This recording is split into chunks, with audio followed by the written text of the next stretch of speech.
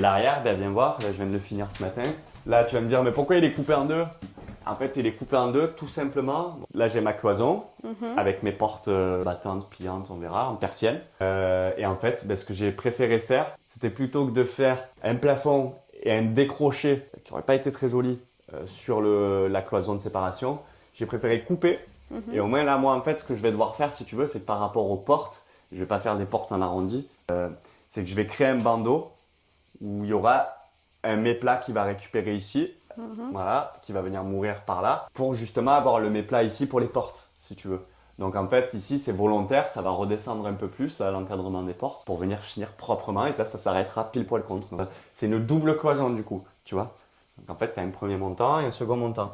Et pourquoi aussi ça nous arrange? Parce qu'on va venir cacher tout ce raccord de panneaux de chaque côté. Et là, on le voit pas, mais sur le simili, ça fait une bosse là, ça va se cacher ça aussi. Oui, voilà, exactement. Celle-là, on l'a pas mastiqué, tu vois, parce qu'on savait qu'on allait la planquer. Et tu vois, typiquement, donc, ce que je te disais, le moindre défaut, tu le vois. Je t'ai tout dit, je pense, pour le plafond. Donc là, tu vois exactement le même principe que de l'autre côté. Notre petit spot qui donne dans la chambre, tu auras un spot ici, un premier spot ici, un second spot ici.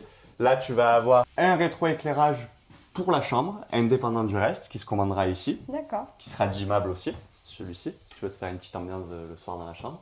Petite ambiance coquine. Tu peux, non. Et après, tu as le départ du second rétroéclairage qui fait tout le long. En fait, tu as deux rétroéclairages commandables, ils sont commandables par deux endroits pour qu'on puisse dissocier la chambre du reste. La chambre, c'est vraiment une pièce à part.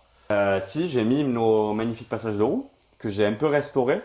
J'avais des parties, tu vois, là, il y a les morceaux de tôle qui sont neufs.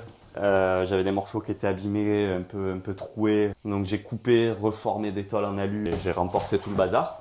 Et après, de toute façon, nous, ces passages de roue là, on va refaire des caissons en bois autour. Donc en fait, je les ai isolés, mais tu les verras plus du tout. Donc voilà, on verra par où on continue ensuite, mais il y a encore de quoi s'occuper. Si tout se passe bien, normalement, ça devrait être bon. Je suis assez serein. Fin août, maxi, on aura fini ce projet de dingue. Je crois que ça fait déjà 4 mois qu'on est dessus. Mais là, tu m'as dit que la menuiserie, ça allait carburer, non? Oui, Valentine, elle est inquiète parce qu'elle a l'impression que ça avance pas, mais bon, elle revient de loin, je ne sais pas si vous vous souvenez déjà, elle revient de très très loin là déjà. Oui, après la menuiserie, ça va plus vite. Si tu veux, là, il y a eu beaucoup de découvertes, les plaquages, c'est quand même galbé, il y a quand même pas mal de choses qui sont tendues. Là, la menuiserie, je suis moins inquiet parce que d'une part, c'est mon métier de base, et seconde part, parce que il y a beaucoup sans avoir beaucoup, si tu veux. C'est beaucoup des pièces, des gros trucs, quoi, tu vois.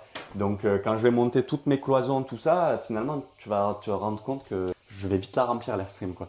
Ce coup-ci, on est à jour, il y avait beaucoup à rattraper. N'hésitez pas à continuer à suivre ce projet, à commenter, à le partager, à vous abonner pour ceux qui ne sont toujours pas abonnés. Et puis, suite dans les prochains épisodes de l'atelier Van Mood Camper.